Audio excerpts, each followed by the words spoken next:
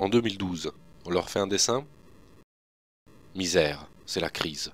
Longtemps annoncée par le gouvernement, la sortie de crise n'est plus à l'ordre du jour. Les États, qui se sont endettés très lourdement pour sauver les banques, sont maintenant sous le feu des agences de notation et des marchés qui exigent des mesures d'austérité. En d'autres termes, ils veulent faire payer leur crise au peuple. Pour en sortir, le credo à droite, mais hélas parfois à gauche, est souvent le même. Il faudrait rassurer les marchés financiers, ce qui revient à protéger les responsables pour au bout du compte continuer comme avant. Quelles sont les causes de cette crise? La première, c'est la logique même du système. La course effrénée au profit. Les capitalistes se contrefichent de l'environnement, de la détresse sociale, de la famine ou du mal logement. Pour le capitalisme, le comment importe peu. Ce qui compte, c'est combien cela rapporte. Or, comme depuis 30 ans, la spéculation financière est devenue l'une des principales sources de profit pour les capitalistes, il est pour eux hors de question de couper la pompe à fric, quel que soit le prix à payer pour les peuples. La deuxième, c'est le rôle des banques. Jusqu'en 1974, l'État empruntait directement auprès de la Banque centrale sans intérêt. Depuis, il s'est tourné vers les banques privées. Avec Maastricht en 1992, il est même obligé de passer par ces banques. Il fallait bien leur garantir une petite rente supplémentaire. Un business terriblement juteux, puisque depuis 1974, ce sont 1200 milliards d'euros qui ont été versés aux banques en intérêts. En chiffres qu'il faut rapprocher des 1640 milliards d'euros de dette publique qu'on nous agite sous le nez. La première cause de la dette publique, c'est bien l'appétit des banques.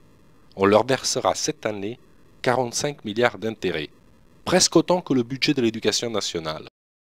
La troisième cause, c'est l'endettement des ménages. Depuis 30 ans, la part des salaires de la redistribution des richesses n'a cessé de baisser au bénéfice des revenus du capital.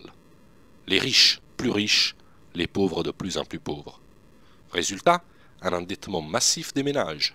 Or, c'est justement ce surendettement, notamment aux États-Unis, qui est à l'origine de la première crise, la crise des subprimes. Enfin, la quatrième cause, c'est la générosité envers les plus riches. Lorsqu'on parle d'endettement public, on évoque toujours un excès de dépenses, jamais un manque de recettes. Or, depuis 2000, les gouvernements ont multiplié les réductions d'impôts et les exonérations fiscales, au bénéfice des plus riches, évidemment. Pour la France, ces cadeaux fiscaux qui creusent un peu plus la dette représentent 110 milliards d'euros par an, le double de ce que rapporte l'impôt sur le revenu. Les conséquences de la crise sont d'une extrême dureté. D'abord, les États voient leur endettement public exploser. Pour la France, il est passé de 14% du PIB en 1974 à 81% aujourd'hui. Cette situation n'est pas due à un excès de dépenses, aux acquis sociaux qui coûteraient trop cher, mais bel et bien au choix délibéré de réduire les recettes. Pourtant, avec la complicité des gouvernements, les amis des marchés utilisent la dette pour obtenir la casse des services publics et celle des droits sociaux. Ensuite, les politiques d'austérité viennent aggraver la récession. La réduction de la dépense publique, le plafonnement des salaires et des pensions aboutissent à moins de commandes pour les entreprises, moins d'emplois et bien sûr moins de recettes pour l'État. Un véritable carnage. Au bout du compte, loin de tirer les leçons des crises à répétition et de l'impasse dans laquelle nous pousse la cupidité des spéculateurs, nos leaders politiques ne font que suivre les recommandations de ceux-là même qui ont échoué.